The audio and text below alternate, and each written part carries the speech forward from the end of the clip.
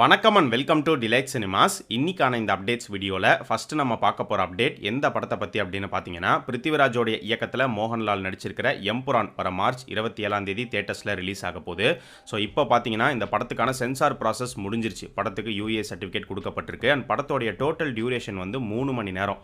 எக்ஸாக்டாக பார்த்தீங்கன்னா 2 hours 59 minutes 52 seconds. So ஒரு பெரிய படமாக தான் பிருத்திவிராஜ் இந்த எம்புரானை எடுத்திருக்காரு. இந்த எம்புரான் எப்படி இருக்க போகுது, எப்படிப்பட்ட ஒரு சீக்குவலாக அமைய போகுது அப்படிங்கிறது சீக்கிரமே நமக்கு தெரிய வரும்.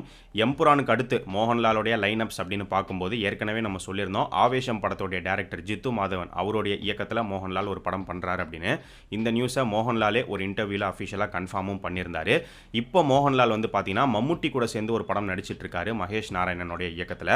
அந்த படத்தில் இவங்க 2 பேரை தாண்டி இன்னும் சில ஆர்டிஸ்ட்லாமும் இருக்காங்க. ஸோ அந்த படத்துக்கான ஷூட்டிங் ஒரு பக்கம் வந்து போயிட்டு இருக்கு.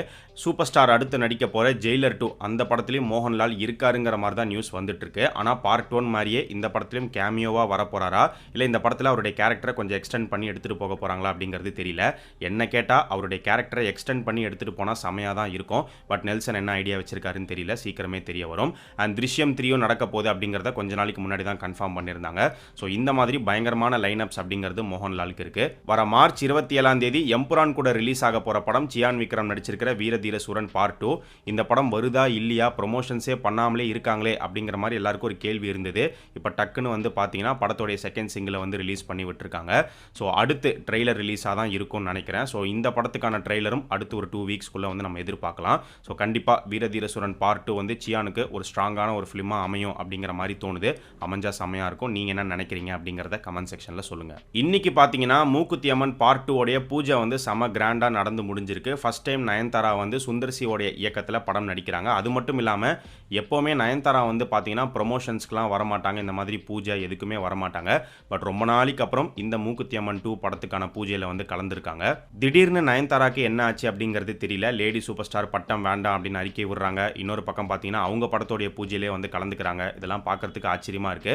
பட் ஒரு நல்ல மாற்றமாகவும் தெரியுது, நல்ல ஒரு விஷயம் தான். ஸோ இந்த மூக்குத்தி அம்மன் 2 படத்தில் பார்த்தீங்கன்னா நயன்தாரா கூட மீனா, குஷ்பு, ரெஜினா கெசாண்ட்ரா, யோகி பாபு இந்த மாதிரி நிறைய பேர் வந்து நடிக்கிறாங்க. அண்ட் ஹிப்ஹாப் ஆதி தான் வந்து மியூசிக் பண்ணுறாரு. ஸோ இந்த மூக்குத்தி அம்மன் 2 வந்து ஒரு ஹை பட்ஜெட் ஃபிலிமாக தான் வந்து உருவாகுது. மூக்குத்தி அம்மன் பார்ட் 1 படத்துக்கு தியேட்ரிக்கல் ரிலீஸ் கிடைக்கல. ஏன்னா கோவிட் டைமில் ரிலீஸ் பண்ணதுனால டேரெக்டாக ஹாட் ஸ்டாரில் படத்தை கொண்டு வந்தாங்க. பட் இப்போ மூக்குத்தி அம்மன் 2க்கு வந்து தியேட்ரிக்கல் ரிலீஸ் இருக்கும். ஒரு பெரிய ரிலீஸே இருக்கும்னு நினைக்கிறேன். வெயிட் பண்ணி பார்ப்போம். அடுத்து பார்த்தீங்கன்னா ஆக்டர் சூர்யா இப்போ நடிச்சிட்டு இருக்கிற சூர்யா 45. ஸோ இந்த ப்ராஜெக்ட் வந்து மூக்குத்தி அம்மன் மாதிரி தான். இந்த படத்தை பற்றி ஆரம்பத்தில் வந்த நியூஸ் உங்கள் எல்லாருக்கும் தெரியும்னு நினைக்கிறேன். ஆர்ஜே பாலாஜி வந்து ஆக்ட்ரஸ் த்ரிஷாவை வச்சு மாசாணி அம்மன் அப்படிங்கிற ஒரு படம் எடுக்கிற மாதிரி இருந்தார். அதுக்கப்புறம் தான் அந்த கதையில் சில சேஞ்சஸை பண்ணி ஃபீமேல் வெர்ஷனை மேல் வெர்ஷனாக மாற்றி சூர்யா கிட்ட சொல்லி அந்த கதை தான் இப்போ சூர்யா 45 உருவாயிட்டு இருக்குங்கிற மாதிரி ஒரு நியூஸ் இருக்கு. இது உண்மையா பொய்யாங்கிறது போக போக நமக்கு தெரிய வரும். பட் கண்டிப்பாக இந்த சூர்யா 45 ப்ராஜெக்ட்ல வந்து பார்த்தீங்கன்னா ஒரு காட் கனெக்ட் அப்படிங்கிறது நிச்சயமா இருக்கு. போஸ்டர்லேயே வந்து பார்த்துருப்பீங்க. ஸோ இப்போ இந்த படத்துக்கான ஷூட்டிங் வந்து பரபரப்பாகவே போயிட்டு இருக்கு. காரசாரமான ஆக்ஷன் சீக்வன்ஸ் தான் வந்து இப்போ எடுத்துட்டு இருக்காங்க. சூர்யா 45க்கு அடுத்து வாடிவாசல் மே இல்லைனா ஜூன்ல வந்து ஸ்டார்ட் பண்ணிடுவாங்க அப்படின்னு வெற்றிமாறன் சொல்லியிருந்தாரு. வாடிவாசல் இல்லாம அடுத்து சூர்யா வந்து ஒரு மலையாளம் டைரக்டர் கூட ஒர்க் பண்ண போறாரு, தெலுங்கு டைரக்டர் கூட ஒர்க் பண்ண போறாரு அப்படின்னு சொல்லி நிறைய நியூஸ் இந்த கொஞ்சம் மாசங்களில் வந்துகிட்டே இருந்தது. ஏன்னா நிறைய பேர்கிட்ட சூர்யா கதை கேட்டுட்டு இருக்காரு அப்படிங்கிற மாதிரி சொல்லப்படுது. அந்த வகையில் இன்னைக்கு புதுசாக வந்திருக்கிற இன்னொரு நியூஸ் என்ன அப்படின்னு பார்த்தீங்கன்னா, மறுபடியும் சூர்யா டிஜே ஞானவேலோடைய காம்போவை நம்ம பார்க்க போகிறோம் அப்படிங்கிற மாதிரி சொல்லப்படுது. அந்த ப்ராஜெக்டை வந்து அடுத்து ஸ்டார்ட் பண்ணுறதுக்கு வாய்ப்புகள் இருக்குங்கிற மாதிரி ஒரு நியூஸ் வருது. ஆக்சுவலாக இந்த நியூஸ் வந்து புதுசு கிடையாது. பட் இப்போ இந்த நியூஸ் வந்திருக்கிறது அன்எக்ஸ்பெக்டடாக வந்து இருக்குது. ஏன்னா ஜேபி முடிஞ்ச டைம்லேயே பார்த்தீங்கன்னா மறுபடியும் சூர்யா டிஜே ஞானவேல் இவங்க 2 பேரும் சேர்ந்து ஒரு படம் பண்ண போகிறாங்க அப்படின்னு அப்போவே வந்து சொல்லிட்டாங்க. அதே மாதிரி ஜெய்பீம்லாம் ரிலீஸ் ஆனதுக்கு அப்புறமா டிஜே ஞானவேல் வந்து அடுத்து சூர்யா வச்சு பண்ற ஒரு ப்ராஜெக்ட்ல தான் ஒர்க் பண்ணிட்டு இருந்தாரு. கரெக்டா அந்த டைம்ல தான் சூப்பர் ஸ்டார் ரஜினிகாந்த் வந்து டிஜே ஞானவேலை கூப்பிட்டு கதை கேட்டு வேட்டையன் படத்தை ஸ்டார்ட் பண்ணாங்க. ஸோ அதனால டிஜே ஞானவேல் வந்து சூர்யா வச்சு பண்றதா இருந்த அடுத்த ப்ராஜெக்ட் அதை அப்படியே ஹோல்டில் வச்சுட்டு தான் வேட்டையனுக்கு வந்து போனாரு. ஸோ இப்போ ஒருவேளை இந்த நியூஸ் உண்மையா இருந்து இந்த ப்ராஜெக்ட் வந்து ஃபிக்ஸ் ஆக போகுது அப்படின்னா அப்போ ரெடி பண்ண அந்த கதையை தான் எடுத்து ஒர்க் பண்ணுவாங்க அப்படின்னு நினைக்கிறேன். ஜெய்பீம் எவ்வளோ ஸ்ட்ராங்கான ஒரு கண்டென்ட் ஓரியன்ட் ஃபிலிமா இருந்துச்சோ எனக்கு தெரிஞ்சு அதே மாதிரியான இன்னொரு ஸ்ட்ராங் ஃபிலிமாக தான் இப்போ மறுபடியும் இவங்க 2 பேரும் சேர்ந்து ஒர்க் பண்ணால் இந்த படமும் இருக்கும்.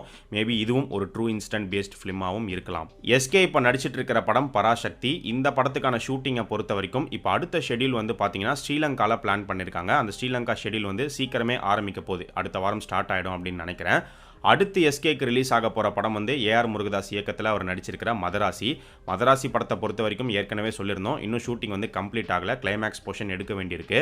ஸோ ரிமைனிங் ஷூட்டை எவ்வளோ வேகமாக எடுத்து முடிக்கிறாங்களோ அதுக்கேற்ற மாதிரி படத்தோடைய ரிலீஸும் வந்து சீக்கிரமாக நடக்கும் அப்படின்னு சொல்லப்படுது. இதுக்கு முன்னாடி நம்ம சொல்லியிருந்தோம், விநாயகர் சதுர்த்தியை முன்னிட்டு இந்த மதராசி படத்தை தேட்டர்ஸ்க்கு கொண்டு வரணுங்கிற ஒரு பிளானில் இருக்காங்க.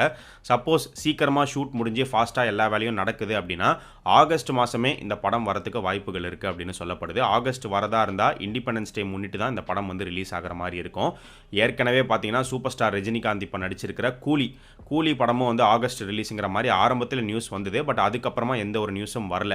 ஸோ கூலி ஒருவேளை ஆகஸ்ட் வந்தால் கண்டிப்பாக மதராசி அந்த டேட்டில் வரமாட்டாங்க, வேறு டேட் தான் தள்ளி போவாங்க. ஸோ சீக்கிரமே கூலி மூவி டீம் வந்து நல்ல ஒரு ரிலீஸ் டேட்டை ஃபிக்ஸ் பண்ணி அதை அஃபிஷியலாக அனௌன்ஸ் பண்ணால் நல்லாயிருக்கும். வர மார்ச் 14 லோகேஷோடைய பிறந்தநாளை முன்னிட்டு கண்டிப்பாக ஏதாச்சும் ஒரு அப்டேட் கூலி படத்துலேருந்து வரும். எந்த அப்டேட் வரப்போகுது அப்படிங்கிறத வெயிட் பண்ணி பார்ப்போம். ஏகேயோடைய குட் பேட் அக்லி படத்தை பொறுத்த வரைக்கும் படத்தோடைய ஃபர்ஸ்ட் சிங்கிள் அடுத்து சீக்கிரமே வரப்போகுது. மார்ச் 10க்குள்ளே வந்துடும், அப்படி இல்லைனா மார்ச் 10 கூட வரலாம். ஸோ ஃபர்ஸ்ட் சிங்கிள் வந்து பார்த்தீங்கன்னா ஜெயில் தரலோக்கல் சாங்காக இருக்கிறதுக்கு வாய்ப்புகள் இருக்குது அப்படின்னு சொல்லப்படுது. And music director GV Prakash வந்து குட் பேட் அக்லி படத்தை பொறுத்த வரைக்கும் பயங்கரமாக அப்பப்போ வந்து வெறியேற்றுற மாதிரியே வந்து ட்வீட் போட்டுக்கிட்டே வராரு. ஸோ இப்போ ஜிவி பிரகாஷ் வந்து குட் பேட் அக்லியோடைய ஃபர்ஸ்ட் சிங்கிளில் தான் வந்து ஒர்க் பண்ணிட்டு இருக்காரு அப்படின்னு சொல்லப்படுது. ஸோ செமையான ஒரு சாங்காக இருக்கும் அப்படிங்கிற மாதிரியுமே வந்து எதிர்பார்க்கப்படுது. மைத்ரி மூவி மேக்கர்ஸ் ஒரு கிராண்டான ரிலீஸ் பிளான் பண்ணிட்டு இருக்காங்கன்னு ஏற்கனவே சொல்லியிருந்தோம். இப்போ கிடைச்சிருக்கிற நியூஸ் என்ன அப்படின்னு பார்த்தீங்கன்னா, குட் பேட் அக்லி வந்து மேபி நார்த்தில் மல்டிப்ளெக்ஸில் வந்து ரிலீஸ் ஆகிறதுக்கு சான்சஸ் இருக்குங்கிற மாதிரி நியூஸ் வந்திருக்கு. சான்சஸ் தான் இருக்குது, கன்ஃபார்ம்டாக வந்து தெரியல. நம்ம ஏற்கனவே சொல்லியிருக்கோம், நார்த்தில் மல்டிப்ளெக்ஸில் படங்கள் ரிலீஸ் ஆகணும் அப்படின்னா அப்போ ஓடிடி டீல் பொறுத்த வரைக்கும் 4 வீக்ஸ் இல்லாமல் படம் ரிலீஸ் ஆகி 8 வீக்ஸ்க்கு அப்புறம் தான் ஓடிடியில் வர மாதிரி இருக்கணும். அந்த டீல் சைன் பண்ணியிருந்தால் தான் நார்த் மல்டிப்ளெக்ஸில் படத்தை வந்து எடுத்துப்பாங்க. ஸோ அதனாலே பார்த்தீங்கன்னா நிறைய பெரிய படங்கள் அங்கே வந்து பெருசாக ரிலீஸ் ஆகாது. ஏன்னா இங்கே 4 வீக்ஸ் டீலில் வந்து ஒரு பெரிய தொகைக்கு ஓடிடியில் வந்து விற்றுருப்பாங்க.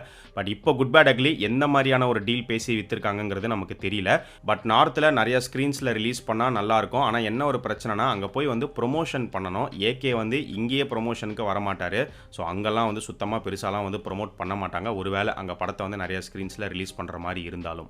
எஸ்எஸ் ராஜமௌலியோடைய அடுத்த பெரிய ப்ராஜெக்ட் மகேஷ் பாபு வச்சு அவர் எடுக்கிற SSMB 29 இந்த படத்தோடைய ஷூட்டிங்காக மூவி டீம் வந்து இப்போ ஒடிஷா கிளம்பி போயிருக்காங்க. அங்கே பார்த்தீங்கன்னா 2 வீக்ஸ் கிட்ட ஷூட்டிங் நடக்க போகுது அப்படிங்கிற மாதிரி சொல்லப்படுது. இந்த ஒரு ஷெட்யூலில் மகேஷ் பாபு, பிருத்திவிராஜ், பிரியங்கா சோப்ரா 3 பேருமே வந்து கலந்துக்க போகிறாங்க.